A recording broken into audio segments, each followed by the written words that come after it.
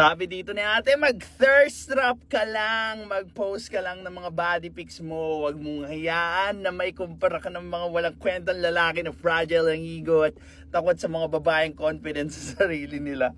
The problem with your statement is, you know what? Yung confidence na sinasabi nyo, nakaangkla siya saan? Pak! Sa muka! Sa katawan! Sa laki ng boobies! Sa laki, diba? Sa kaseksyan! And those things, lilipas yan. And you know what's worse?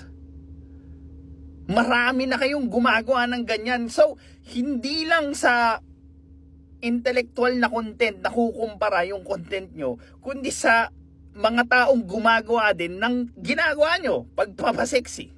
So, ano nangyari? Maraming supply na nagpapaseksi. Of course, law of supply and demand, bababa yung value. Kasi nga, ang dami nyo na nagpapaseksi. Ngayon, na may isang humiwalay na nag-boom overnight, na-threaten yung mga nagta-thirst trap. Kasi nalaman nila ay, ba't ganun? Ilang taon na akong nagpapakita ng katawan, pero 'di ba? Yung yung kinikita ko ganito pa rin. And what's worse, may expiration yung ginagawa nyo. Pag na-reach nyo na yung peak ng kagandahan nyo, from there, it's a decline. Okay, ito pa, mag-thirst trap kayo. Let those egoistic men stick their intellectual and emotional incapacity to comprehend what it means to be confident in oneself. Oh my God. Yung problema sa mga ganitong klaseng advice is that they do not realize yung long-term effect nung gagawin nung sinasuggest nila.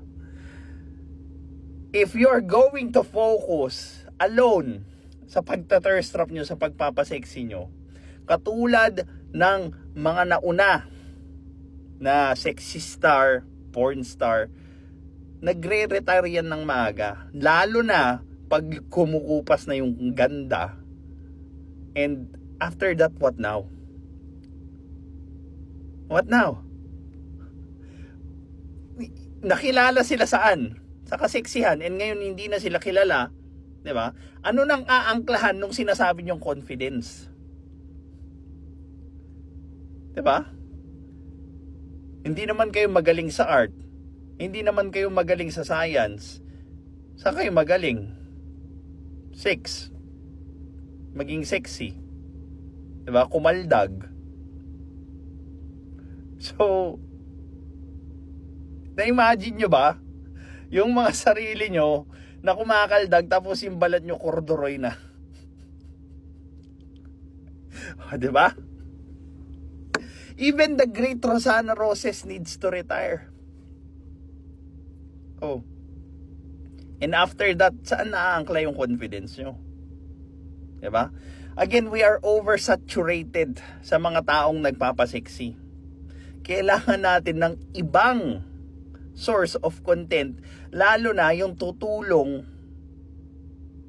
sa mga next generations na mawala sa pagiging functionally illiterate.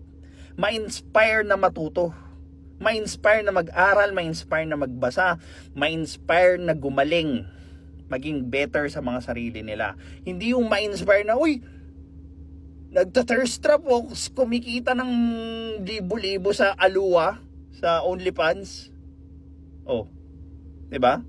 Yan yung gusto nyong influence ng mga thirst trapper sa mga next generations. Isip nga kayo. This is Pinoy Extreme.